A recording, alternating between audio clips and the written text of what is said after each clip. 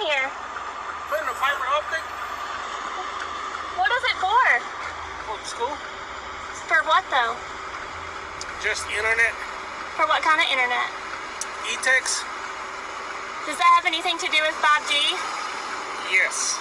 So they're installing 5G here at this school? Do you know why they're doing it while all the parents are at home and nobody knows what's going on? Well, this actually started since December last year, and this is nothing to do with what's going on or none of that. Okay, so it's not being done behind our backs.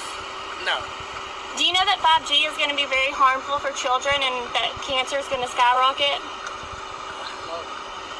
What you're doing is going to harm a lot of children. I hope not. I mean,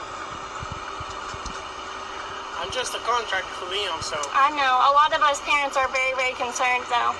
yeah. Maybe something you might want to talk about with your chain of command or something. Okay. Okay, thank you. Have a good one. You too.